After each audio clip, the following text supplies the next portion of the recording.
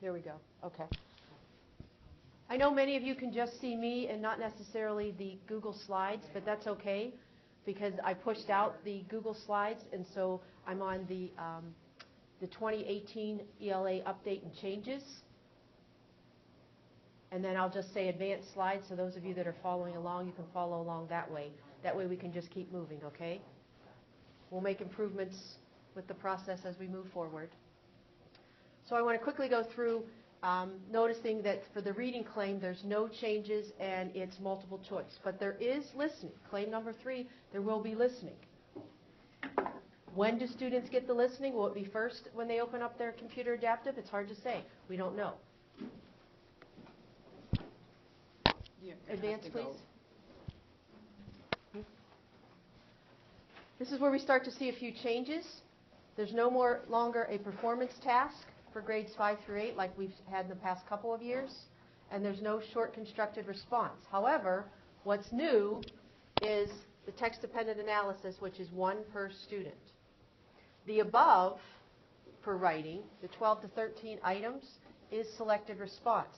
So those passages where students have to determine something about grammar or usage, that's going to be selected response. Highlight the sentence in the passage that shows an error, or highlight the sentence in the passage that has the correct spelling of particular words. Those types of questions. You should probably say advanced. Advanced slide with the text-dependent analysis, or we're going to go the shortcut way, the TDA. Notice on the one bullet that the passage, what the students are going to need to read, can be literary or informational. That can be different within every classroom setting. Okay? Some students may get a literary. All of your students may get a literary passage, but it may not be the same literary passage, and or an informational passage, Notice that it says various genres. It will be scored on a 4-point rubric, which you should have in front of you or with you as part of your handouts. And that it's also what we're calling embedded in the computer adaptive technology.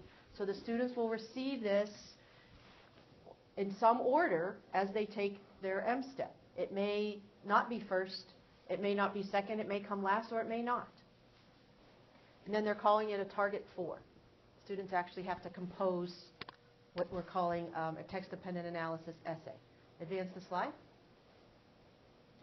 There is still a claim 4 with research. It's not in the performance task, but note that there are still 8 to 9 items with research.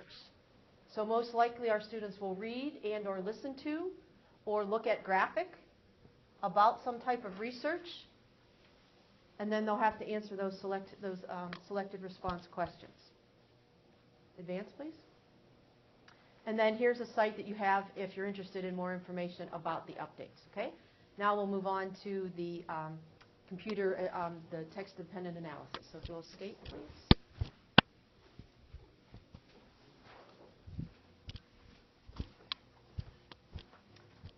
Those of you that are following along with your Chromebook, if you'll go to the text-dependent analysis Google Slides, this is where we're going to spend the bulk of our time.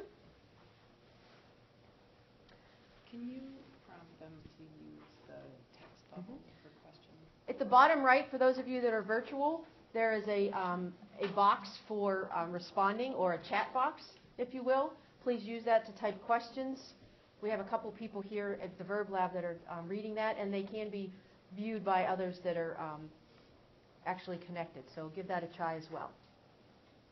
I worked with Melissa Wing to bring this to us. I presented this at the ELA leaders across Genesee and Lapeer County several weeks ago, and then knew that it was important for us here at Grand Blanc to move forward as well. Advance, please. As we look at this 2 divided slide, if you will, notice that's what's on the left. The TDA is actually the test item. That's what's being tested, right? But how we provide experience and exposure for our students is going to come in this chunk. This is the one-time on demand on that particular day, coming up in the spring, and this is the experience and exposure that we're going to need to spend some time with and a little bit of attention. Advance, please. Thinking about a text-dependent analysis, the TDA, close reading of a text. For us here in Grand Blanc and for our students 3rd through 8th grade, that's now a familiar term. Our students have a much better understanding of what it means to have a close read. Okay? That means that you're going to read for a purpose, sometimes driven by yourself, oftentimes driven by what's most important from the text, and then you're going to have conversation about it. Our students are going to have the opportunity, just like they have been doing in their ELA block and across content, to annotate. Advance, please. What do the TDAs require our students to do? Again, by reading that definition, provide evidence. Our students are gaining in that knowledge. I see heads nodding. That's great. To draw inferences. That's part of our reading instruction, and not just with literature in ELA block, but across science and social studies, drawing those inferences. Very important. In order to support an analysis, the TDA on the M-STEP day is going to call it an essay. Okay? They're going to have to analyze that passage, that piece of text from what the task says that they need to do. Advance, please. It might be important, knowing your group of students, what is a text-dependent analysis and what isn't. Okay? When we talk about a piece of literature and we ask students to say, how does it relate to your life, and make that connection, that's not a text-dependent analysis. They're making a connection, but it's connecting directly to the person. That's not what the TDA is requiring of our students at this time. Write an essay that analyzes why the authors choose to begin with the text in this question. Use evidence from the text. Should be so far that what we've kind of looked at here is not that complicated for our students. They've had experiences, and they've worked independently, they've worked with partners, they've worked in small groups, talking about going back into the text and supporting it, rereading for a close read. What does the text say? How does it say it? So far, so good. Okay? Advance, please. I think this slide's important for us as educators. Where does the text-dependent analysis line up in regards to Michigan standards? Lots of standards, both literary text and informational. Okay? When we think about close reading, what does the text say for key ideas and detail? How does the text say it? And then integrating it, what does it then mean? So that standard number 9, writing number 9, that integration, that's the standard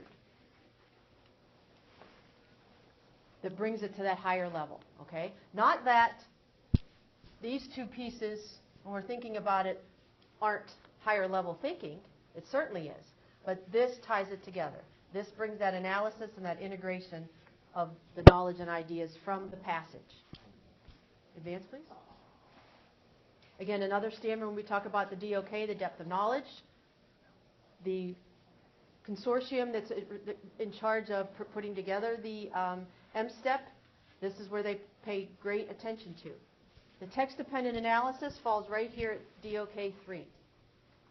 When we had the performance task, it was DOK 4. This is right here at DOK 3. One other note about the scoring of the text-dependent analysis, it has been determined that it will be scored by live people.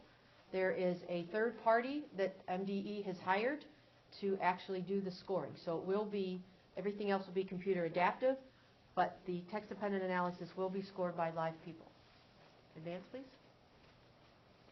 Another way to view the text-dependent analysis, how are we putting pieces together? So sort of that part whole.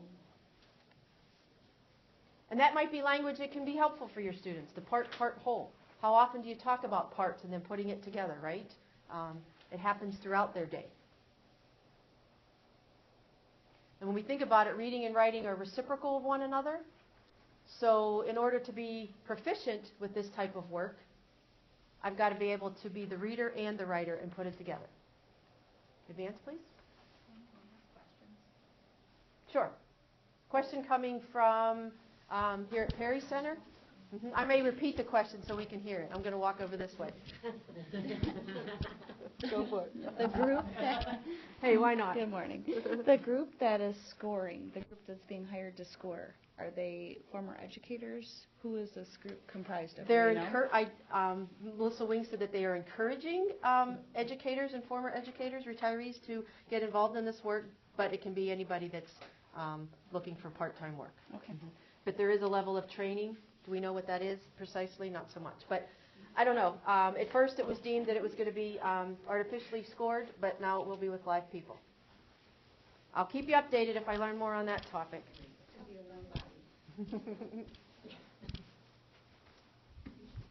Oops. There we go. There we go. Okay. So within your resources, folks, you have a passage that's called Living Off the Earth. And I chose fourth grade passages for us to spend a little bit of time with today, twofold. One, oftentimes when something's new, we need to go with something that we can manage and understand. And then I also kind of shot for fourth grade because it's somewhat in the middle of 3 through 8, okay, third grade through 8th grade. So if you'll pull out that passage, Living Off the Earth, and your rubric. So you also have a paper rubric. And I'm hoping that you're in a setting where there's more of you than just by yourself. So this will be an opportunity to maybe work side by side with a partner and to kind of look at, I'm not going to read the Living Off the Earth to you, of course. That would be a waste of time. But actually looking at Living Off the Earth and making some annotations for yourself.